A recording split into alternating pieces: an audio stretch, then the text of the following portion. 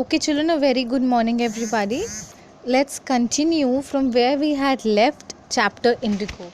Okay, let's summarize till we have read.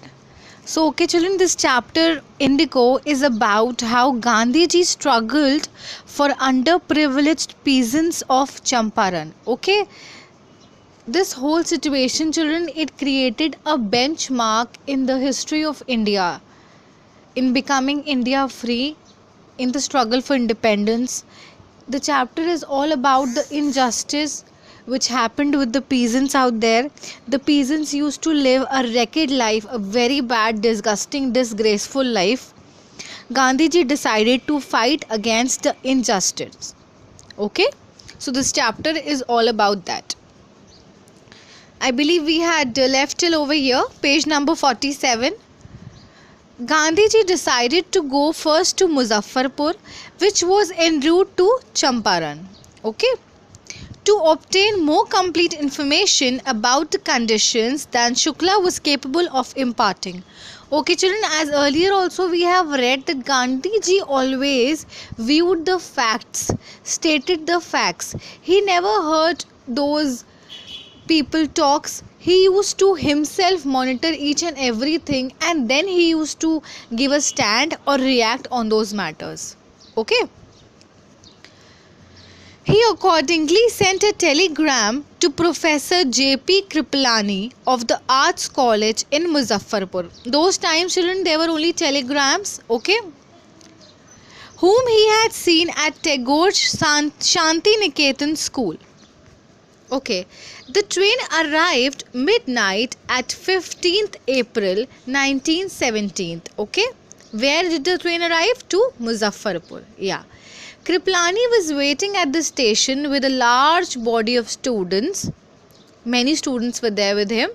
Gandhi stayed there for 2 days in the home of Professor Malkhani, a teacher in a government school. Okay, his stay started in Muzaffarpur. His stay started there in Muzaffarpur. Okay, it was an extraordinary thing in those days. Gandhi commented, for a government professor to harbor a man like me. Okay, Gandhiji said that it's very unique thing. It's a very strange feeling that a government professor is harboring a man like me. A man like him, as in he believed that he's very poor. He comes under the peasant section. Okay, in smaller localities, the Indians were afraid to show sympathy for advocates of home rule. Yeah. The news of Gandhi's advent and of the nature of his mission spread quickly through Muzaffarpur and to Champaran. Yeah. Sharecroppers from Champaran began arriving on foot and by conveyance to see their champion. Sharecroppers were happy. The peasants were very happy. They were happy that somebody is there to support us. A man is coming to stand by us against all odds. Yeah. So they were very happy to see their champion, to see Gandhiji. Muzaffarpur lawyers called on Gandhi to brief him to guide him what is the matter, to tell him, to put a light on the matter. They frequently represented peasant groups in court. They told him about their cases and reported the size of their fee. They told the problems they were facing, the whole life they were going through. Children, we all know that peasants are a very poor section of the society. It is a known and stated fact. So back at that time also, they were living a very, very poor life. The basic necessity, the basic food, shelter, clothing was not even given to them, or they were not provided. Even if they were working so hard, still they weren't. So it was very disgraceful. They were living a very unhappy life, doing all that hard work and still not getting the basic needs. How would somebody feel? So Gandhiji turned out to be their hero, their champion, who wanted to rescue them, to help them, to fight against any odds. Gandhi chided the lawyer. Chided means he disgusted the lawyer or he shouted at the lawyer. He blamed the lawyers for collecting big fee from the sharecroppers. He said, I have come to the conclusion that we should stop going to law courts. Taking such cases to the courts does little good. Where the peasants are so crushed and fear-stricken, law courts are useless. Okay, children, the landlord, they used to really dominate those peasants. So that what Gandhiji is saying, that they are so full of fear. They are so scared. They are not able to speak what they are going through. So what is the need of the court? What is the need of the system? This whole situation when they are not able to speak up the truth or not able to tell what they are facing. It's useless. The court system is useless. The real relief for them is to be free and free from fear. Most of the arable land in Champaran was divided. Arable matlab fertile land, as in which people can grow crops, was divided into large estates owned by Englishmen and worked by Indian tenants. Okay. The chief commercial crop was indigo. Now what the chapter is about. A chief crop, a very important commercial means getting money out of it. It was being imported and money was gained out of it. Okay. The landlords compelled all the tenants to plant 320s or 15% of their holdings with indigo and surrender the entire indigo harvest as rent. So they created a plan or they created a contract, those landlords, those zameen ke maliks. What did they do with the poor tenants, the kirayedars? They said they made a plan, made a contract that whatsoever you are compelled, as in you are forced to plant 320s or 15% of your holdings with indigo and surrender the entire indigo as rent. This was done by long-term contract. Presently, the landlords learned that Germany had developed synthetic indigo. Okay, what they had learned, that Germany had developed a synthetic indigo as in an alternative to indigo. They therefore obtained agreements from the sharecroppers to pay them compensation for being released. The sharecropping arrangement was irksome as in they were very risky to the peasants, and many signed willingly. Willingly means happily, convincingly. Those who resisted engaged lawyers. The landlords hired thugs. Thugs as in the people who are really demoralizing the peasants, or they are dominating, they are becoming the superior powers. Okay.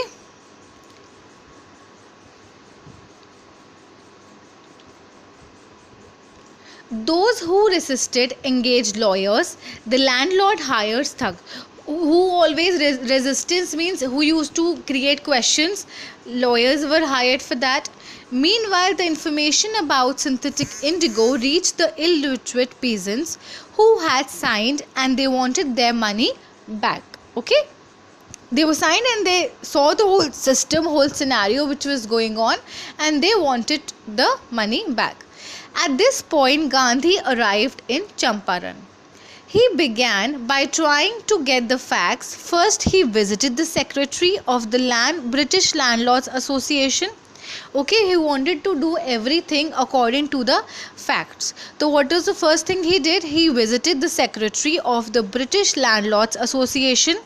The secretary told him that they give no information to an outsider. Gandhi answered that he was no outsider.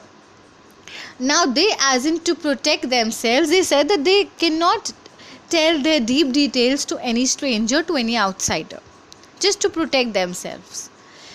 Next, Gandhi called on the British official commissioner of Tirhut division, in which the Champaran district lay. The commissioner proceeded to bully me and advised me forthwith to leave Tirhut. Gandhiji told that I was being bullied means to mock somebody, to make fun of someone, to demotivate, demoralize someone. He told that he was being demoralized at that time. Gandhi did not leave. Instead, what he did, he proceeded to Motihari, the capital of Champaran. Okay, then where did he went? He went to the capital of Champaran, which was Motihari. Sorry. Several lawyers accompanied him. They were with him. At the railway station, a vast multitude greeted Gandhi. Vast multitude, very, very huge group of people. Lots of people were there to welcome, to greet Gandhi. He went to a house and, using it as headquarters, continued his investigations. Okay, he started with the facts, started relating the facts, adding on everything. A report came in that a peasant had been maltreated in a nearby village. Maltreated means he was mistreated. Might be he was being beaten. Okay? Not treated properly, ill-treated. Gandhi decided to go and see the next morning. He started out on the back of an elephant. He had not proceeded far when the police superintendent's messenger overtook him and ordered him to return to the town in his carriage. Okay, he had not even gone so far. He was nearby only, the distance. That time what happened? Somebody saw him and they stopped him. They compelled him. They forced him to stop and go back. The messenger drove Gandhi home, where he served him with an official notice to quit Champaran immediately. Official notice was being circulated, it was being served that Gandhiji should leave Champaran immediately at once. So what happens now? Gandhi signed a receipt for the notice and wrote on it that he would disobey the order. In consequence, Gandhi received a summons to appear in court the next day. Summon means he received a letter. All night Gandhi remained awake. He telegraphed Rajendra Prasad to come from Bihar with influential friends. He knew that Rajendra Prasad was in a position to help him. So obviously he went to him for such reasons. He sent instructions to the ashrams. He wired a full report to the Viceroy. At that time, children, there was a superior head named Viceroy. Okay, as in we have President, Prime Minister. So Viceroys were there. Morning found the town of Motihari black with peasants. They did not know Gandhi's record in South Africa.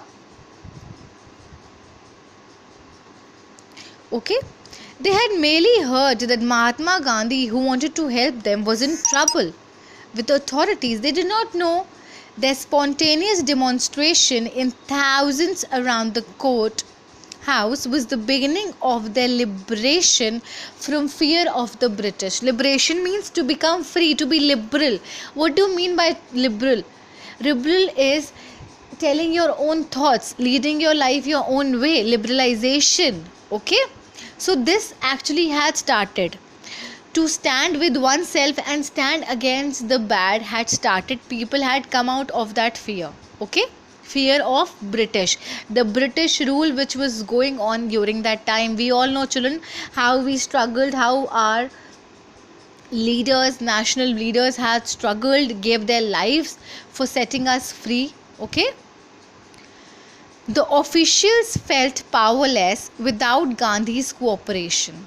He helped them regulate the crowd. He was polite and friendly.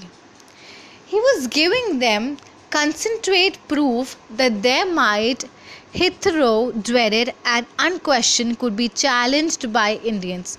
Okay, Gandhiji, children, he was of such character. He was very polite, very sober, simple man, very friendly. He always told the things very politely. He never used to fight. He always said no to violence. Okay, the government was baffled as mean went mad, confused. The government was not able to know what to do next.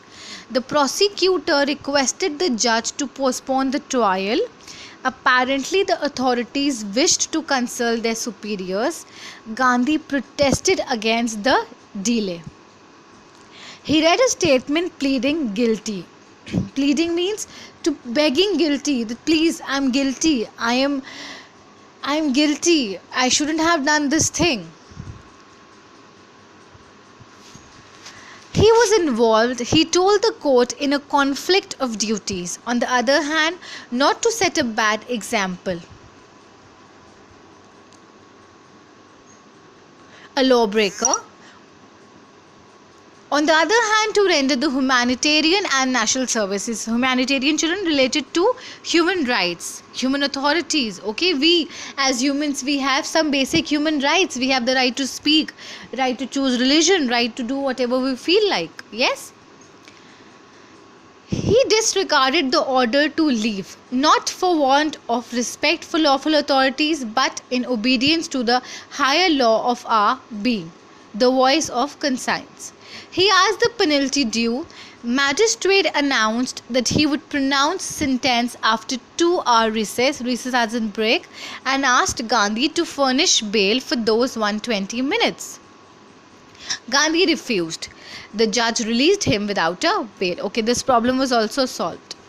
When the court reconvenes, the judge said he would not deliver the judgment for several days. The judge said that he was not able to deliver any judgment, or was not able to confine to any judgment during that time. Meanwhile, he allowed Gandhi to remain at liberty. Liberty means he can do whatever he feels like according to himself. Rajendra Prasad, Brij Kishore Babu, Maulana Mazharu Haq, and several other prominent lawyers had arrived from Bihar. Where they had arrived? From Bihar they had come, they had arrived. They conferred with Gandhi. Conferred as in they had a talk with Gandhi ji.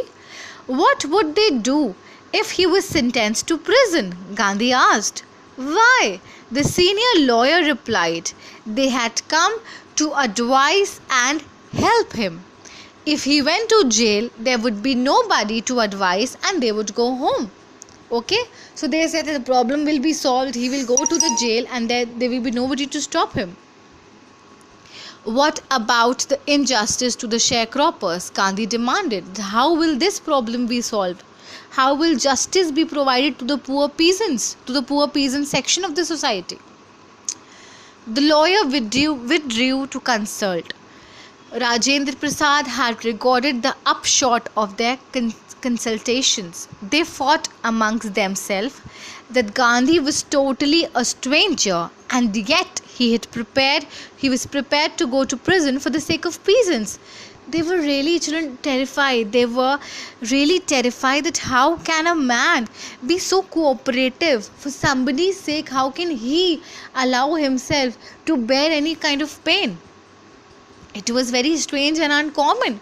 Usually, people don't do that. They thought among themselves that Gandhi was totally a stranger. Yeah, we've done with this. They accordingly went back to Gandhi and told him they were ready to follow him into jail. The battle of Champaran is won. Then he took a piece of paper and divided the group into pairs and put down the order in which each pair was to quote arrest. Now, children, there was a sigh of relief. He had won the battle of Champaran. Gandhiji had really struggled for this. He went to places. He was being bullied. Okay, he was being bullied, being mocked. He was being insulted. But still, he did not let himself go. He was always motivated. He always wanted to help. And that motivation of him really made him win that. Okay. It's a long chapter, children. We'll continue it tomorrow. Okay. So as of now, we are in 51 page and we are done with half of it. Do read it, children. It's a tough chapter, so carefully read it and go through it.